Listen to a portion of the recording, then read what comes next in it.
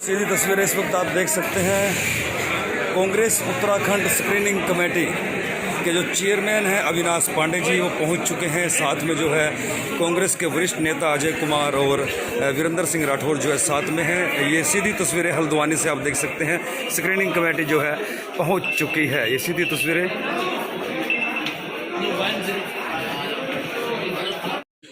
अपने सारे आदमी पत्रकार से सबसे पहले हमारे स्क्रीनिंग कमेटी के चेयरमैन हैं आदमी अविनाश पांडे जी हमारे बीच में हैं। हमारे स्क्रीनिंग कमेटी के मेंबर के रूप में डॉक्टर अजय जी हमारे बीच में हैं। हमारे स्क्रीनिंग कमेटी के बीच में राठौर जी हमारे बीच में हैं। और हमारे जो इस कार्यक्रम को देहरादून से लेके पीसीसी की ओर से पूरे सिस्टम में जो 5 लोकसभा क्षेत्रों में आप प्रतिदिन सारे साथियों से बात कर रहे हैं, उसके कोऑर्डिनेटर के रूप में हमारे प्रदेश कांग्रेस कमेटी के उपाध्यक्ष आदरणीय जोत सिंह बिश्री हमारे बीच में हैं। हमारे महानगर कांग्रेस कमेटी के अध्यक्ष और हम दोनों साथी यहाँ पर आप सबके सहयोग से इस कार्यक्रम को करने में अपना हमसे जितना सहयोग हो पा रहा है वो कर रहे हैं। हमारे बीच में हमारे सदस्यता प्रमुख उत्तराखंड कांग्रेस कमेटी के जो सदस्यता करवा रहे हैं और जोत सिंह बिश्री पूरे उत्तराखंड में 5 लोकसभा क्षेत्रों में जो स्क्रीनिंग कमेटी की बैठकें हो रही हैं उसके लिए लीडिंग कर रहे हैं। मैं अपने सारे साथियों की ओर से आदरणीय पत्रकार बंधु का हार्दिक स्वागत और अभिनंदन करता हूं। और आदरणीय पांडे जी हमारे जो स्क्रीनिंग कमेटी के चेयरमैन हैं, आपसे निवेदन करूंगा कि आप अपनी बात रखने का कष्ट करेंगे।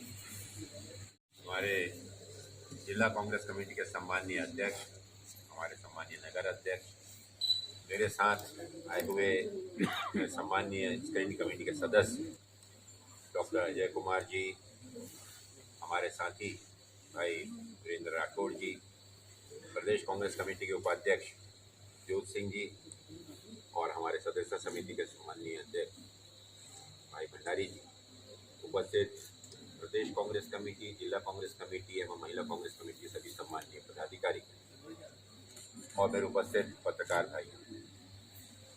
आज उत्तराखंड विधानसभा चुनाव की छानबीन समिति का आज तीसरा दिन है। जब उत्तराखंड के दौरे पर पिछले 5 दिनों में 2 दिन हम लोग उत्तराखंड में थे और 16 तारीख की विजय सम्मान रैली में माननीय राहुल गांधी जी के उद्बोधन के बाद पूरे प्रदेश के अंदर जिस प्रकार से एक बदलाव की लहर को और मजबूती मिली है, कांग्रेस के कार्यकर्ताओं ने अपने आप में ऊर्जा का संचार महसूस किया है।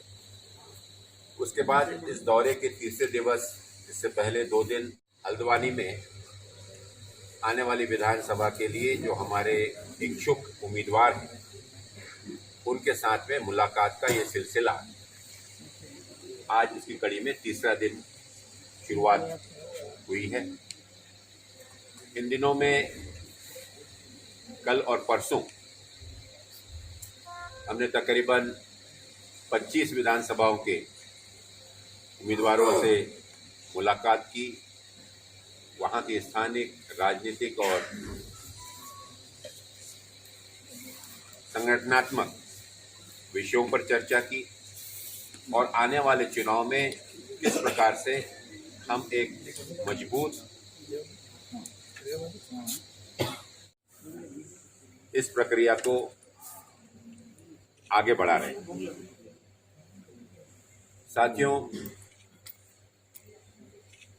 जैसा कि आप देख रहे हैं कि आज पूरे देश में और विशेष यहाँ की जनता पिछले 4.5 साल के भारतीय जनता पार्टी के प्रशासन में ठगी महसूस कर रही है। जहाँ पर 2016 में भारी बहुमत से चुनकर आने के बावजूद भी यहाँ की सरकार ने जो कांग्रेस की सरकार के द्वारा किए गए विकासशील कार्य की शुरुआत की, जो जन कल्याण की योजनाएं थी, उन जन कल्याण रोका, बल्कि लोगों तक जो सुविधाएं पहुंच रही थी उसमें भी काफ़ी अड़चनें पैदा की। पूरे प्रदेश में अफसरशाही का राज है, भ्रष्टाचार चरम सीमा पर है, विकास के कार्य को लेकर लोगों में और सरकार में किसी प्रकार की कोई उत्सुकता नहीं है। प्रदेश का नौयुवक एक तरफ शिक्षा के क्षेत्र में अपने आप को असहाय महसूस कर रहा है, लेकिन साथ ही साथ प्रदेश के अंदर में प्रदेश से जो पलायन हो रहा है, पलायन जो कि उत्तराखंड हमारे इस पहाड़ी क्षेत्र की और हमारे प्रदेश की जो सबसे गंभीर समस्या हमेशा से रही है और जिसको सुधारने के लिए माननीय एनडी तिवारी जी से लेकर माननीय हरीश रावत जी और जब भी कांग्रेस की सरकार रही तो यहाँ पर औद्योगिकीकरण, यहाँ के स्थानीय पर्यावरण, हर क्षेत्र में बढ़ावा देकर यहाँ पर ज़्यादा से ज़्यादा रोजगार की अवसर उपलब्ध कराने का प्रयत्न हमेशा से कांग्रेस सरकार कर रहा है।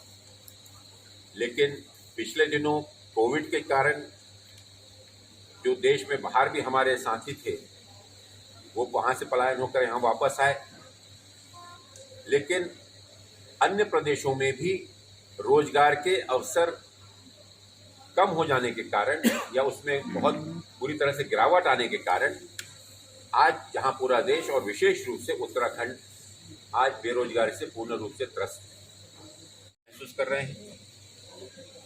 साथ ही मैं कहना चाहूंगा कि इसके ऊपर और भी ज्यादा गंभीर बात है कि देश में महंगाई जिस प्रकार से चरम सीमा पर है और उस महंगाई को नजरअंदाज करते हुए चाहे डीजल, पेट्रोल, जन सामान्य की वस्तुएं एक सामान्य आदमी के लिए दुर्भर हो गया है।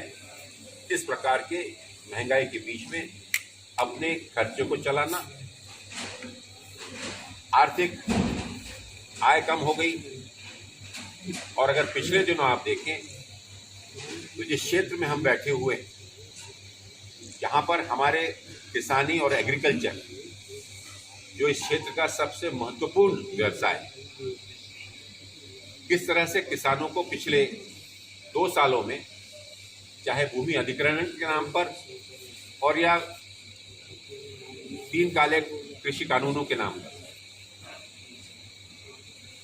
किसानों की अर्थव्यवस्था पूर्ण रूप से अस्त व्यस्त हो गई। चाहे रासायनिक खाद हो, उसकी कीमतें भी चरम सीमा पर है।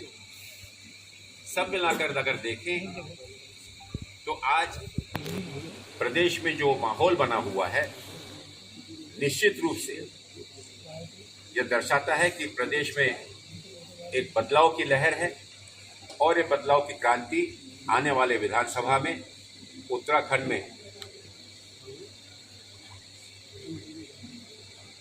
अंजाम के रूप में एक मजबूत कांग्रेस सरकार हम स्थापित करने जा रहे हैं। मैं संगठन के मेरे सभी साथियों को बधाई देना चाहूँगा कि जो फीडबैक हर विधानसभा क्षेत्र से मिला है, जो फीडबैक हमारे आम कार्यकर्ताओं के माध्यम से हमको मिला है, कार्यकर्ताओं में उत्साह है। इस विधानसभा में निश्चित रूप से विजय होने के लिए आश्वस्त है। मात्र आने वाले दिनों में प्रदेश की जनता का विश्वास हासिल करते हुए कांग्रेस पुनः उत्तराखंड के विकास को गति देगी। मजबूत सरकार यहाँ स्थापित करने जा रही है। यहाँ के युवकों को, हमारी महिलाओं को, हमारे स्वास्थ्य क्षेत्र को, हमारे शिक्षा क्षेत्र को, हर चीज़ को गति देने का संकल्प हम करते हैं और आप सबके सहयोग के लिए विशेष आपका धन्यवाद। हमारे अभी जब तक आपसे मिलने आए हैं तब तक के 37 विधानसभाएं हमारी कंप्लीट होने जा रही है, जिसमें से 33 पूरी हो गई, बाकी के कुछ लोग अभी आने वाले हैं। आज यहाँ पर पूरा करने के बाद में 15 विधानसभा का कल देहरादून में वहाँ के साथियों से हम मिलेंगे और परसों हरिद्वार में 15 काउंसिल आज की 15 जो थी यहाँ पे विधानसभा का उसका पूरा कर लिया क्या स्क्रीनिंग कमेटी? अभी यहाँ की 14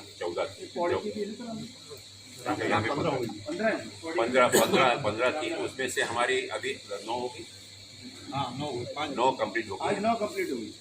अभी शाम तक की होगी। आप टिकट आप लोग कुछ पहले डिसाइड करने वाले हैं? निश्चित रूप से कोशिश तो ये है कि बाय एंड लार्ज जितना हम करें तो इस प्रकार से एक पिक्चर अगर क्लियर हो जाता है और कई जगह पर सर्वसहमति है, कई जगह पर बराबरी के 2 से 3, 4 बराबरी के हमारे उम्मीदवार हैं। हम आशा करते हैं कि जितनी जल्दी स्क्रीनिंग कमेटी अपना काम कर और प्रदेश कांग्रेस कमेटी से भी इस विषय में पूरा सहयोग हमको मिल रहा है। तो सेंट्रल इलेक्शन कमेटी जो हमारी केंद्रीय चुनाव समिति होगी उसके सामने इस महीने के आखिर तक हम अपना सुझाव, अपना प्रस्ताव के सामने रख सके, उस दिशा में हमारी देखिए, विधानसभा और नगर निकाय चुनाव दोनों अलग अलग विषय हैं।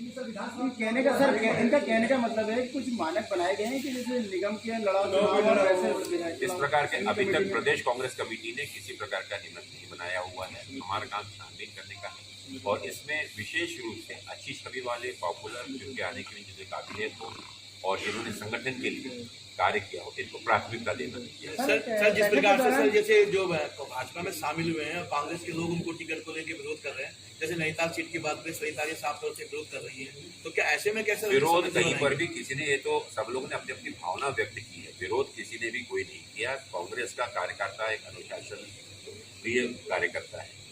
जो भी निर्णय अल्टीमेटली यहाँ पर हमारा उद्देश्य है कि हर एक से उनके विचार और उनकी भावना हम समझें। कहने का मतलब है स्क्रीनिंग कमेटी के समक्ष जो इम्पोर्टेंस दी जाएगी वो पहले से जो कार्यकर्ता है उसको या अभी शामिल हुआ उसको कोई अभी और ऐसा कोई आया नहीं, केस टू केस डिपेंड करता है। यहाँ पर अगर इस प्रकार कोई चीज आती है, अभी तक तो नोटिस में नहीं आई और प्राधान्यता देने का काम नहीं है। हमारा काम है कि हर चीज को सही रूप में, सही मायने में सेंट्रल इलेक्शन कमेटी के सामने रखना। निर्णय सेंट्रल इलेक्शन कमेटी। कई सारी विधानसभा ऐसी है जहां 9-10 दावेदार सामने आए हैं, वहाँ किस तरह तालमेल बना के टिकट घोषणा होगी और टिकट मिलने के बाद की जो बाकी दावेदार है वहाँ विरोध न करें।